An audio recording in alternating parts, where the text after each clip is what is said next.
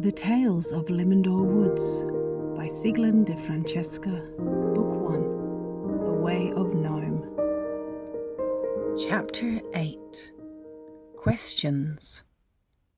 Gus had some questions. He had thought long and hard about things the next day while he did his chores.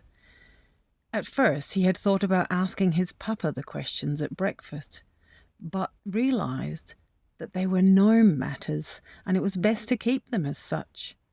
If Gus had questions, maybe Mossy would have the answers. When he returned to the woods, Gus first passed Pebble's home, once again hoping he would be awake, but walked on when he again heard the low rumble of Pebble's snores. Mossy was busy at work, sweeping off his front steps when Gus appeared. "Good morning, Gus. How did you like your visit with Gilly Gnome?" he asked as he put aside his broom. "Good morning, Mossy. This is for you," he said, handing him a pretty stone he had found earlier at the side of the stream. "Why, thank you, Gus," said Mossy as he held it close to examine it. "I like the colours in it. I think that this will look very nice here at the edge of the garden." Gus walked around Mossy's yard aimlessly, unaware that Mossy had stopped sweeping and was watching him. "Gus, I bet that you have something on your mind. Let me get us some tea and then you can tell me about it. I'll be right out." As soon as Mossy reappeared with 2 acorn cups of tea, Gus immediately blurted out, "Oh, Mossy, you're right. I do have some questions for you. I know it's kind of silly, but, well, when Gilly was telling me his story, he said something that made me want to laugh at him, but then I didn't because I remembered the first golden room of gnomes to be kind. He might have seen me laugh, and I didn't want to hurt his feelings." "Gus, the best guide for the first rule is to always follow your heart. In fact, that is the best guide for all of the rules. What had Gilly said that made you want to laugh so?" Mossy asked. "Well, he was telling me about when he came into Limendore Woods. He said that he was carrying a big flower over his head, and when I imagined it bobbing over him like an umbrella, well, it was just so silly." "What is an umbrella, Gus?" asked Mossy. "Oh, well, an umbrella is something we have that looks kind of like a small toadstool," he replied, thinking quickly. "Tall ones carry them over their heads when it rains, so that they can stay dry." Mossy chuckled. "Then I see why that must have made a funny picture to you, Gus. I don't think you have to worry, though. Gilly is a good sport. He probably would have laughed right along with you. But it pleases me that you are learning what it takes to be a gentle gnome." Mossy paused a moment, then added, "But that's not all, is it? Tell me, what else is bothering you?" "Well, this might be a strange question, but I have been thinking. You know that I met Hummy Bee when I was at Gilly's? Well, Gilly said that Hummy Bee met him when he first arrived in Limendore. Wasn't that a really long time ago? My grandpapa told me that bees don't live very long. He knew all about bees because he used to raise them. So if all that time passed, how could Hummy still be, here and alive?" Mossy drained his cup and said, My, you are very observant, Gus, so I will let you in on Hummy's secret. There is an old legend of an enchanted hidden well or spring far to the north of Limendore. I believe that it is supposed to be somewhere close to the foot of that mountain you're looking for.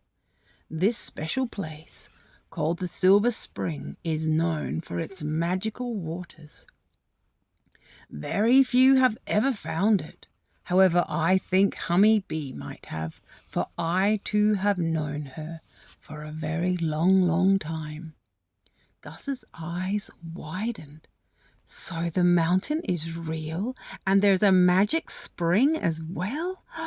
Oh, I must find them, he said half to himself. Then, dreamily looking off into the woods, he said aloud, Limendore Woods is such a magic place, isn't it? After a couple of moments, he shook his head and said, So, Mossy, my last question is about Pebble Gnome. Why do you say that he knows about the mountain? And what is it that Pebble does that he needs to sleep during the day? I don't mean to be nosy, but I really must know. I do so want to see that mountain. Well, now, let me see, Gus. One thing we gnomes don't do is tell others stories.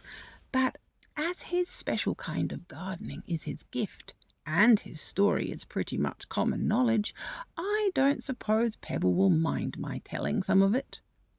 Pebble's gift is that he is a crystal gardener, as was his father before him.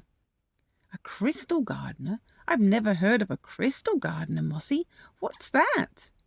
Well, said Mossy patiently, as he relit the bearberry leaves in his pipe, long, long ago, Pebble's father gave him a special little box. Maybe he'll show it to you some day. Every night that the sky is clear, Pebble takes his box and climbs to the top of that mountain. I guess something magic happens while he is there, or he has a treasure trove up there, because after a time he climbs back down the mountain, and instead of going to his home, he leaves Limendore Woods to climb a hill east of here. There he enters a cave that is reportedly near the roots of a grand old apple tree on the top of a hill. At this news, Gus's eyes opened wide. Could that be my apple tree? He wondered. I hear that once deep inside the cave, he plants what he calls star seeds into the earth, continued Mossy, and after many years of loving care, those seeds grow into beautiful crystals. At that, Mossy stood up, excused himself, saying he would be right back, and went into his little house.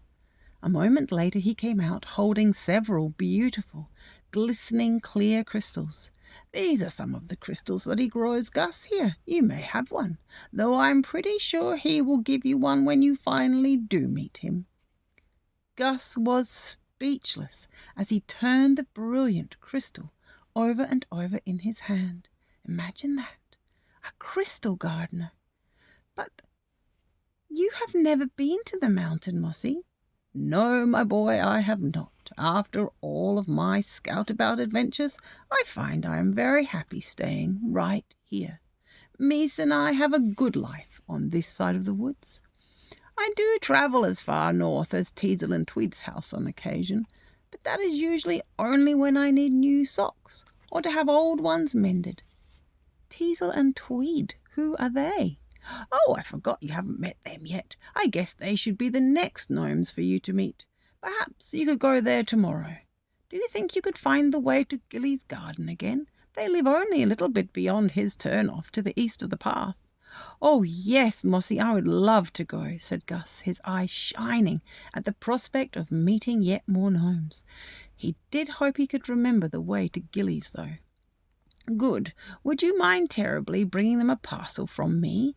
You could stop by first thing in the morning to pick it up. If I'm not at home, I will leave it right here, he said, patting his bench.